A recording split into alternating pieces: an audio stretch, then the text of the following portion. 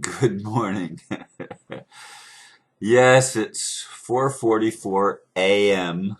again, and I'm not necessarily going to be starting every video at 4:44 a.m. or even in the morning as I used to do.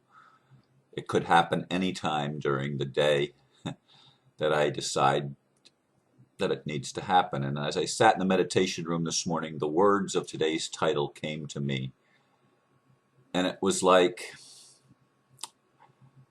a light bulb went on, I guess. It's not like it's the first time it went on. Of course, it was dark in the room, so lights coming on are a good thing. Anyway, the three words are this, and it's the title for today's talk. It's understanding higher authority. And the blurb that I wrote as I came to the computer is this. Those in the freeman movement, if we wish to call it that, have known for some time what the de facto government and their agents mean when they ask, do you understand? The common meaning of that would be, do you know, realize, or comprehend what is happening or being said here? That's not what these so-called authorities mean, however. They mean, so you stand under, or do you stand under our authority? I put so and I meant do. Let me fix that. Uh, oh, Lord, I should have read it first, but I didn't catch it. Awakened individuals either say no, remain silent, or ask another question. As the world moves into higher consciousness, which is the awareness of oneness and the interconnectedness of life, we will all realize that we do not stand under any fraudulent authority masquerading as government entities. We stand under a higher authority that granted each of us unalienable or unalienable rights from the beginning of creation. Knowing this shifts us from the paradigm of human slavery to that of human freedom. Yes, anyone that has dealt with police or courts understand the question. They know the question. It's always asked. Do you understand? And they're asking you for consent when they ask that question. Consent. Are you willing to stand under our authority over you? And only an ignorant person, when they grasp the meaning of that question from their point of view, would say, yes, you're charging me with running a red light, or you're asking me if I understand, if I comprehend the charges against me. No, that's not what they're asking you. They're asking you, do you release your rights to us to be the authority over you? Do you accept that you're ignorant and clueless as to what's going on in the world and the game that's being played in the in the paradigm of separation, where people don't know who they are, where people are unaware of their individual rights, and they might think that the government granted rights, even if they understand in the United States or other places in the world, if they understand the Constitution, or in the United Nations, the Declaration, Universal Declaration of Human Rights, and they think that government agencies granted these things because, after all, we all know, right, that they are the authority figures in our world. They are the presidents and prime ministers and priests and police and politicians. They are the authority. They are the ones that grant privileges for us to live on the planet that we are born in. They give us privileges to drive, privileges to exist, privileges. Everything is a privilege granted by the authority of government. That whole system is de facto.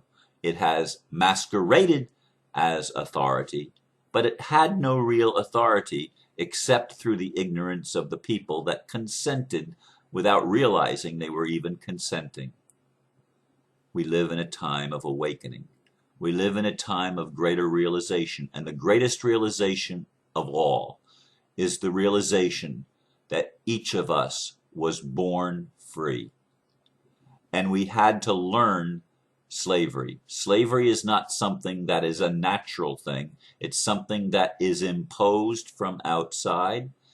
It's something that is taken from us either by force or through our ignorance.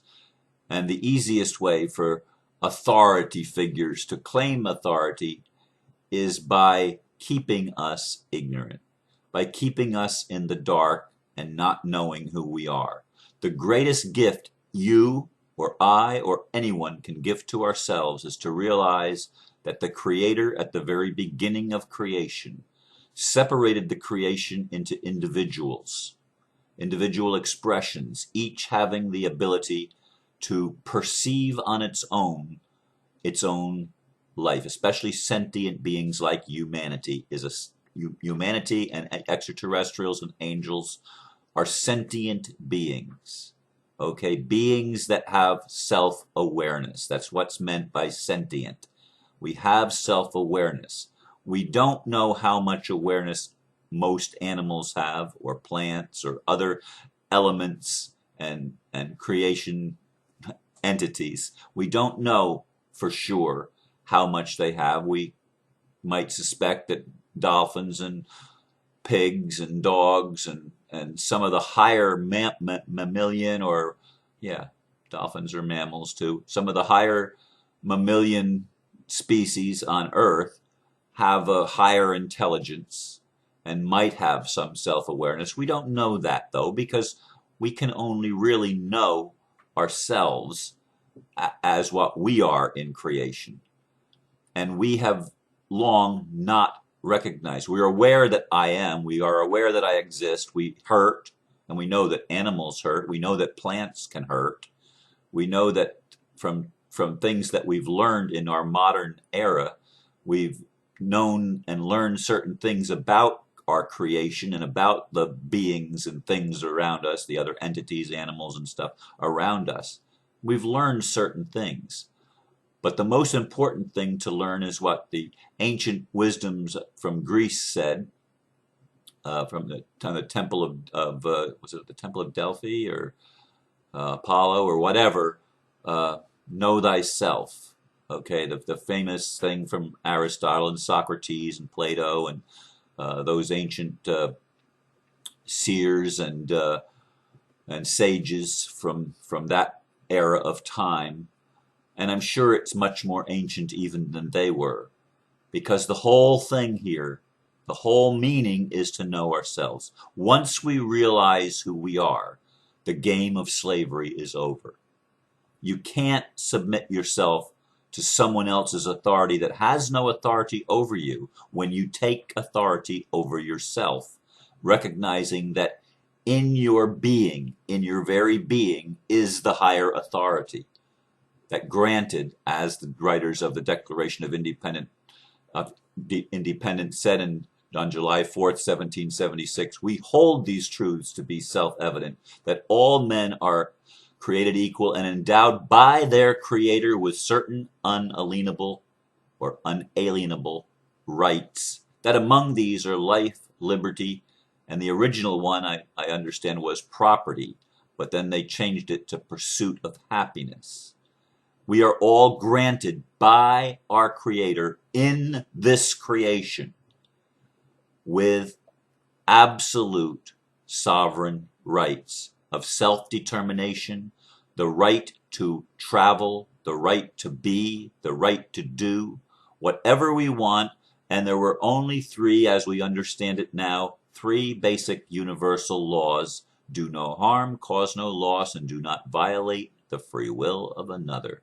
My free will ends where yours begins, but yours ends where mine begins, so that we don't have to stand under anyone's authority that's posing as some government entity and we have lots of them all over the planet right now. In the United States, we have the what is the thing called it, the border control, but they have this whole new department that came in after 9/11 where they stand at the airports and the borders, and they interrogate and ask all sorts of questions. They violate the unalienable and unalienable rights every time. And every one of the TSA, that's the agency that I was trying to think of, every one of those TSA agents in the United States and their corresponding identification in other nations, every single one of them is violating their free will, and they're doing it because their free will has been violated and they didn't realize who they are,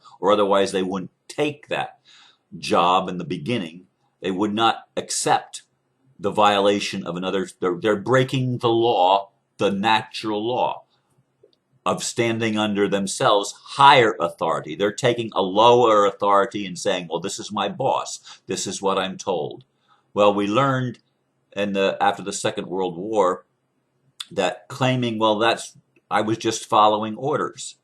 Well, when you follow orders to violate someone else's free will, you are still guilty of violating a natural law or a law of higher authority, a common law. You can't violate somebody else's free will. If someone tells you to kill somebody and you kill them, you've killed them. Now, you are accountable for that, and so is the person who gave you the order.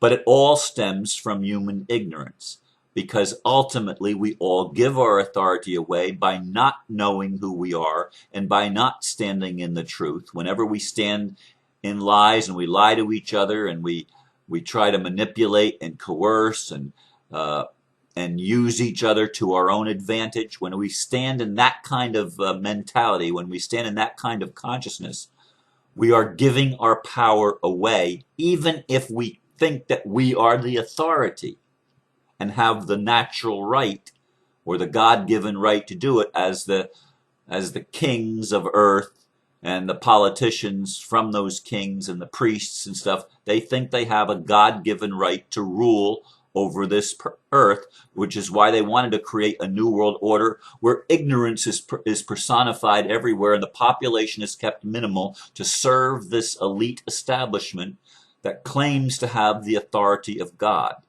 But they don't have that higher authority. They do not stand themselves under higher authority. They are themselves ignorant of reality, ignorant of the higher truth, the truth that we are each one in the web of life. We are each an individual expression of the one creator. Whatever name you want to use, whether it's Jehovah or Allah or Jesus or Muhammad or Brahman or whatever term you want to use for the divine or for the creator, whatever word you choose, it's still the creator. It's still the law of one that granted each of us the ability and the honor and privilege, yes, a privilege, to express our lives as we chose. And that's not just a privilege as the de facto governments grant privileges. It is the actual granting of life and self-determination. That is the gift, that we can each decide how we are going to use this life force and energy, this natural value, which is unlimited. It's unlimited. The only limits that are applied in three-dimensional manifestation or creation of the material world, the only limitations are don't harm, don't cause loss, and don't violate the other's free will. And there are always, in the manifest creation, in the physical universe, there are always I and thou, you and me. There are always the other. I'm here, the other is there. But the higher recognition, the higher wisdom is knowing that you are just another me. In Lakesh. Namaste. What I am, you are. As I am, you are. As I am free, you are free. As I am ignorant and in bondage, you will be ignorant and in bondage. I'm going to project whatever I know about myself onto you. And that's just simply the way it is in the manifest world. We always project our knowledge or ignorance on those around us. We expect that they are in the same mindset, in the same paradigm of separation or liberation that we are. The separation, or I should say the paradigm of oneness, is the new paradigm energy that is changing the world. And it's an exciting time to be alive. We're watching it happen everywhere as your brothers and sisters and you yourself awaken from our slumber and sleep, awaken from the time of our ignorance, the time of our childhood, and we become adults under the Creator who made us all and granted us all universal and natural rights to be and to do. Thank you for listening. Namaste.